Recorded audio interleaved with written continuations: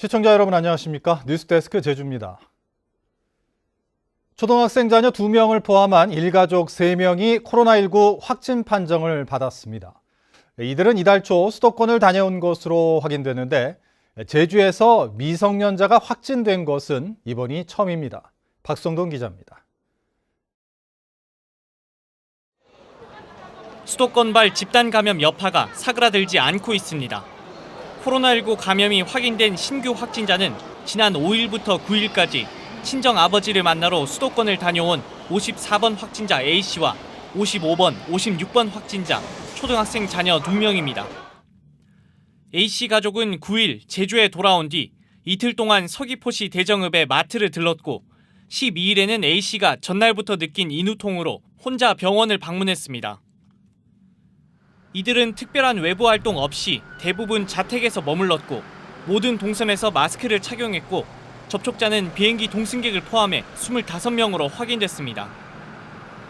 제주도는 A씨가 경로를 알 수 없는 지역 내 감염이 아니라 수도권에서 감염됐을 가능성이 높은 것으로 보고 있습니다.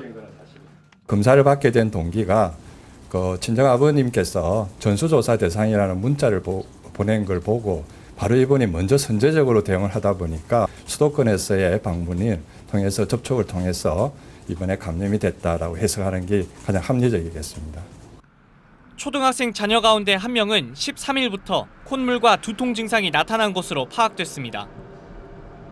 하지만 자녀들은 다른 지역을 다녀온 뒤에는 사흘 이상 쉬도록 한 교육청 지침에 따라 등교하지 않아 교내 접촉자는 발생하지 않았습니다. 지금 오늘도 이거 원격 수업하는 이유가 예방 차원에서 원격 수업을 하는 겁니다.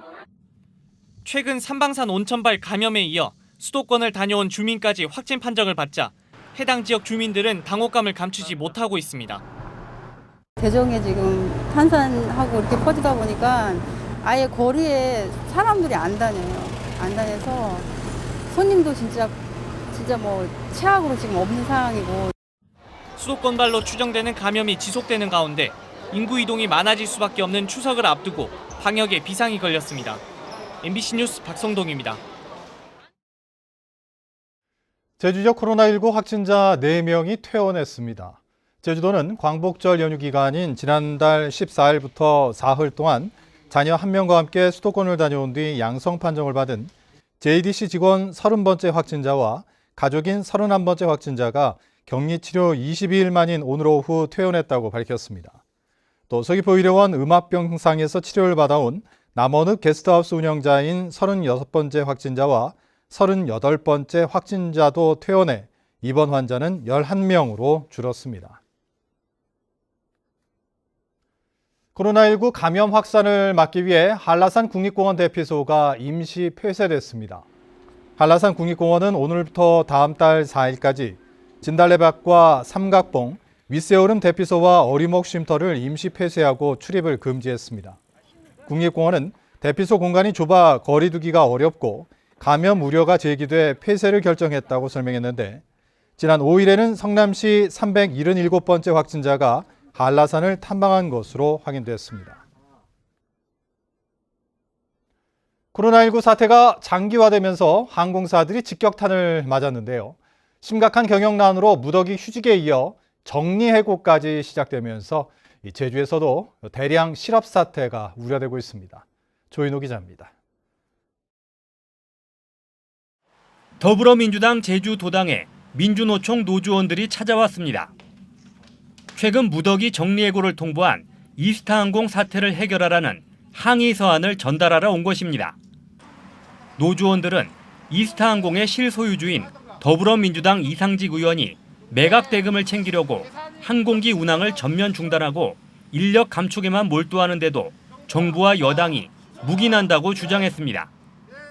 이스타항공 대량 정리해고가 어떤 제재도 없이 막무가내로 완료된다면 항공산업뿐만 아니라 많은 산업이 기업주들이 구조조정 정리해고의 칼날을 빼들 것이다. 이스타항공 제주 지점과 자회사 직원은 70여 명. 8개월째 임금이 체불되면서 퇴직자가 속출하고 있는 가운데 대부분 일자리를 잃을 위기에 처한 것입니다. 한 퇴직자는 어쩔 수 없이 희망퇴직했지만 밀린 임금은 받지 못한 데다 휴직 중인 직원들은 음식 배달 등을 하면서 생계를 이어가고 있다며 상황을 전했습니다. 나머지 항공사와 자회사 직원들도 번갈아 가면서 무급과 유급 휴직을 하고 있고 매각과 구조조정이 임박했다는 소문이 무성해 불안해하고 있습니다. 코로나 때문에 상반기 같은 경우는 월급도 제대로 못 받고 더군다나 지금 내년 하반기까지 간다 그런 얘기가 있어가지고 심정 걱정이 앞서죠. 제주 지역에 근무하는 항공사와 자회사 직원은 2천여 명으로 추산됩니다. 항공업계에 대한 정부의 고용유지 지원금도 11월부터는 끊길 예정이어서 코로나 사태가 장기화될 경우 대량 실업 사태까지 우려되고 있습니다. MBC 뉴스 조인호입니다. 제주 학생인권 조례안을 놓고 도민사회가 찬성과 반대 의견을 제시하는 등 치열한 논쟁이 벌어지고 있습니다. 오는 23일 제주도의회 교육위원회에서 이 조례안을 심사할 예정인데 결과가 주목됩니다. 현재훈 기자가 보도합니다. 현지 고등학생들의 청원으로 시작돼 지난 6월 정의당 고은실 의원 등 도의원 22명이 발의한 제주 학생인권 조례안. 이 조례안은 보충 수업과 야간 자율학습, 특정 종교행사 강요와 소지품과 일기장 검사 등을 금지하고 복장과 두발, 집회의 자유를 보장하는 내용입니다. 학교 현장의 현실적인 문제를 해결하기 위해 조례가 필요하다는 입장과 학생 인권이 이미 충분히 보장되고 있는 만큼 조례 자체가 필요 없다는 주장이 엇갈립니다.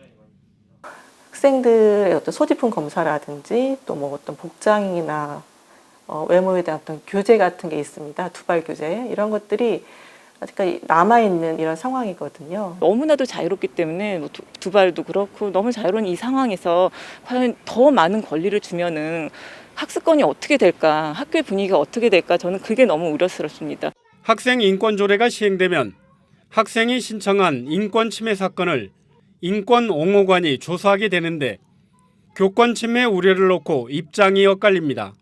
교사가 학생들을 지금 학교에서 가르치는데 힘들게 하는 요인은 어떤 학생인권 조례가 아니라 어떤 과밀한 학급당 학생 수라든지 또는 뭐 과도한 수업 시수 또는 어떤 행정 업무 이런 것들이 오히려 교사들을 더 힘들게 하는 요건이지. 선생님이 지금 뭐만 조금 어떻게 하면 자기가 인권 침해 당했다고 그렇게 사고를 그렇게 하고 있습니다.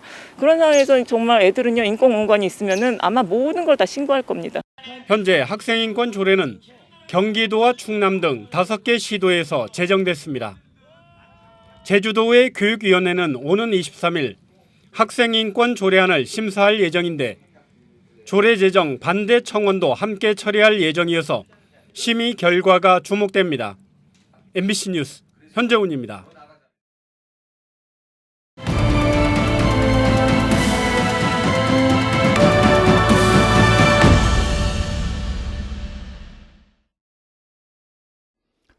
제주 사회의 갈등 원인과 해결책을 찾아 공존 방안을 짚어보는 연속 기획 뉴스. 오늘은 두 번째로 제주도의 갈등 해결 시스템 문제를 살펴봅니다.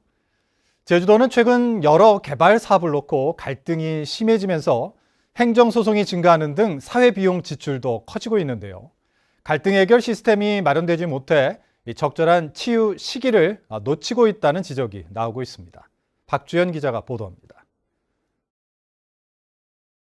제주도 갈등 관리 업무를 맡고 있는 전경선 씨.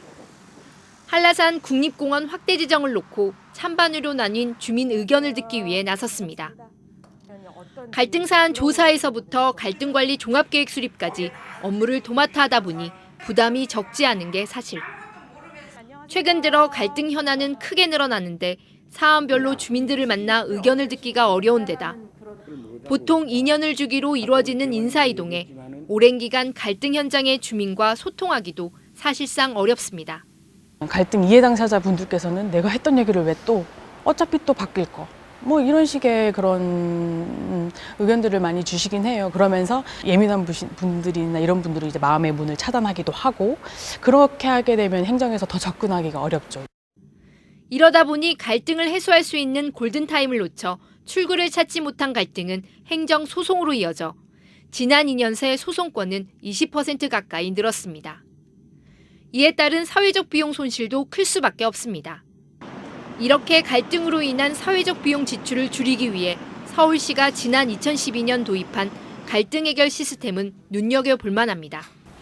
갈등 전문가로 전담 부서를 구성하고 매뉴얼에 따라 갈등을 진단하고 예방 가능성 등을 모니터링한 뒤 사안별로 맞춤형 관리를 추진하는 겁니다. 심각한 갈등이 불거질 경우에는 신속하게 조정 절차를 진행하는데 시스템 도입 이후 서울시의 갈등 해결률은 80%로 높아졌습니다. 늘 대화 채널을 유지하고 있는 게 가장 중요한 것 같아요. 그래서 맨 처음에 이제 주민들과 같이 이야기를 했다 그러면 그 이야기 한 사람이 끝까지 같이 그 문제에 동참해서 해결까지 가는 것, 그게 굉장히 중요하다. 이 같은 갈등 해결 시스템 구축은 사회 면에서도 여러모로 효율적이라고 전문가들은 입을 모읍니다. 전담 부서가 있고 전문가가 있다는 얘기는 1차적으로는 발생하는 공공 갈등의 원인이 어디에 있고 문제가 어디에 있는가를 밝히는 데 도움이 됩니다. 2차적으로는 이 밝혀진 문제 내지는 쟁점에 대해서 어떻게 해결할 것이냐 하는 프로세스, 절차를 설계하는 데 도움을 받을 거라고 보고 있습니다. 여러 개발 사업과 정책을 놓고 찬반 의견이 엇갈리며 제주가 갈등의 섬이 돼가고 있다는 목소리가 나오는 요즘. 갈등을 제때 치유하고 해결하기 위한 체계적인 사회 시스템 구축이 더욱 중요해지고 있습니다. MBC 뉴스 박주연입니다. 제387회 제주도의회 임시회가 내일부터 오는 25일까지 열흘 동안 열립니다. 이번 임시회에서는 지난 2월 코로나19 여파로 취소된 올해 첫 제주도 업무보고와 내년도 예산 편성 방향 등이 논의됩니다. 또 한동평대 해상풍력사업 환경영향평가 동의안과 지역화폐 발행 조례도 심사될 예정입니다. 좌남수 의장이 당초 이번 회기 상정을 약속한 시설관리공단 설립 조례는 인력과 예산에 대한 검토 시간 부족 문제로 다음 달 임시회로 상정이 연기됐습니다. 제주시청 신청사 건립계획이 제주도 공유재산 심의회를 통과했습니다. 제주도 공유재산 심의회는 오는 2023년까지 사업비 729억 원을 들여 현재 제주시청 제5별관을 철거하고 지하 3층, 지상 10층 규모의 신청사를 건립하는 계획을 원안 의결했습니다. 제주시는 기존 본관을 역사박물관으로 활용할 계획인데 사업비 조달 등 구체적 방안은 다음 달 도의회 임시회에서 밝힐 방침입니다. 제주 MBC 9월 시청자위원회가 오늘 본사 회의실에서 열렸습니다. 위원들은 태풍 등 재난 재해 때 재난 방송을 강화해 줄 것과 사건 사고 보도 때 자극적인 영상 등의 사용을 좀 더 자제해 줄 것을 주문했습니다. 또 시사 토크 프로그램을 통해 한 주간의 이슈를 쉽게 해설해 줌으로써 뉴스에 대한 이해도를 높일 수 있는 데 대해 긍정적으로 평가했습니다. 제주 4.3 특별법 개정 촉구안이 도의회 상임위원회 안건으로 채택됐습니다. 제주도의회 행정자치위원회는 오늘 3차 회의를 열고 4.3 특별법 국회 통과 촉구 건의안을 채택하며 국회의장과 원내 교섭단체 대표, 범정부 차원의 노력을 촉구했습니다. 이번 건의안이 내일 임시회 본회의를 통과하면 도의회 공식 문서로 대통령과 국회의장, 국회 원내 교섭단체 대표 등에게 발송됩니다.